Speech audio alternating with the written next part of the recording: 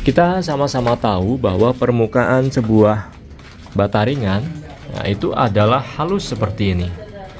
Maka supaya plesteran kita kuat menempel dengan baik dengan bata ringan ini, kita perlu membuat sebuah permukaan seperti ini yang kasar, yang kiranya mampu menjadi perekat, menjadi pembantu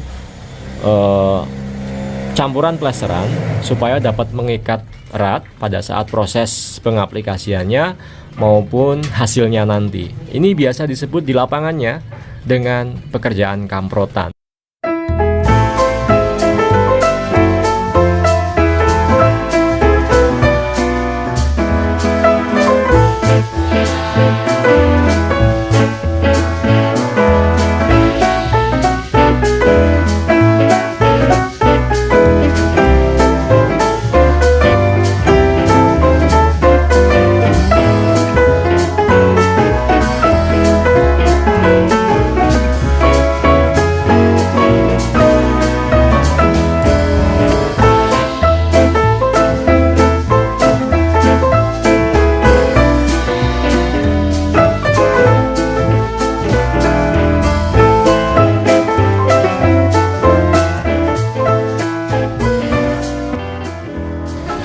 Halo sahabat PU, kembali di channel Nugroho PU, channel yang membahas tentang bangun rumah dan renovasi rumah.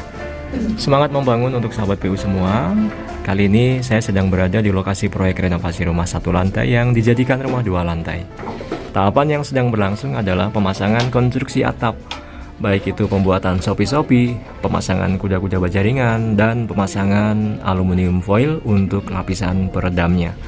Nah, pada kesempatan kali ini kita mau spesifik membahas tahapannya pekerjaan finishing dinding bata ringan.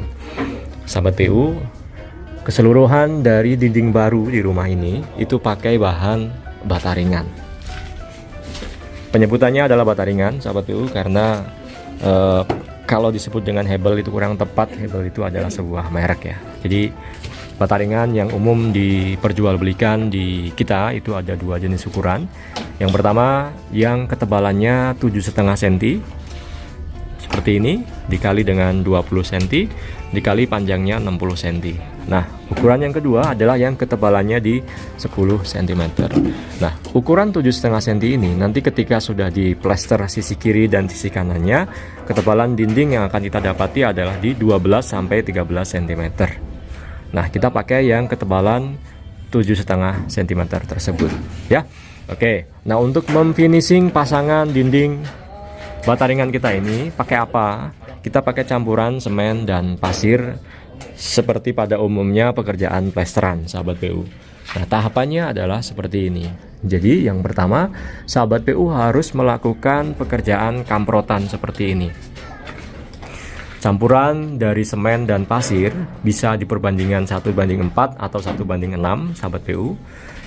Kemudian diaduk dengan air dengan sedikit diencerkan supaya ketika diaplikasikan itu materialnya bisa nyebar seperti ini. Karena tujuan dari pekerjaan kamprotan ini adalah untuk membentuk permukaan yang mengikat antara bata ringan dengan plesterannya nanti. Kita sama-sama tahu bahwa permukaan sebuah bata ringan itu adalah halus seperti ini. Maka supaya plesteran kita kuat menempel dengan baik dengan bata ringan ini, kita perlu membuat sebuah permukaan seperti ini yang kasar, yang kiranya mampu menjadi perekat, menjadi pembantu campuran plesteran supaya dapat mengikat erat pada saat proses pengaplikasiannya maupun hasilnya nanti. Ini biasa disebut di lapangannya dengan pekerjaan kamprotan. Itu juga bahasa lapangannya, sahabat PU ya. Jadi ketika bata ringan sudah terpasang semua, sebelum diplester itu dikamprotin dulu semuanya seperti ini ya. Caranya sama dengan caranya melester, hanya saja ditujuankan untuk disebar. Kalau plesteran itu kan kita membuat sebuah lapisan campuran semen pasir yang dikumpulkan ya untuk mengisi ketebalan. Misal ketebalan plesterannya 1,5 cm atau 2 cm ya, maka plesterannya kan ketika dilempar itu dikumpulkan gitu ya. Kalau kamprotan ini dia sengaja disebar. Noh, sahabat PU bisa lihat di sini kan, terlihat nih titik-titik lemparan-lemparan adukan kamprotan ini sebelumnya yang bisa kita lihat di depan ini. Tentu pasir yang kita pakai itu harus pasir yang halus ya, apalagi kalau target plesteran kita itu ada di 1,5 sampai 2 cm, maka pasir yang dipakai harus pasir yang sudah diayak sahabat PU. Oke, kemudian setelah pekerjaan kamprotan ini selesai, sudah kering, pekerjaan berikutnya adalah pembuatan kelabangan. Ada yang menyebutnya dengan kelabangan, ada yang menyebutnya dengan kepala plesteran, ada yang menyebutnya dengan kop plesteran. Dia adalah sebuah lajur-lajur vertikal ini,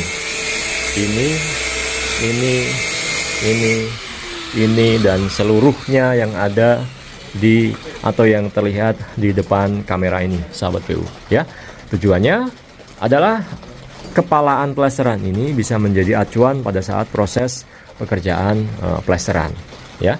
Jadi di bagian bawah ini ada kop-kopan yang kita kasih perkerasan, bisa dari potongan kayu maupun potongan genteng ya, maupun apapun. Kemudian ditimbang dengan yang bagian atas, sama perlakuannya ya. Kemudian bisa pakai lot atau unting juga, bisa juga pakai water pass. Pastikan bahwa ujung bawah dan ujung atas itu sudah tegak dan rata. Kemudian baru kita isi ya, sesuai dengan rencana ketebalan plesteran kita ya.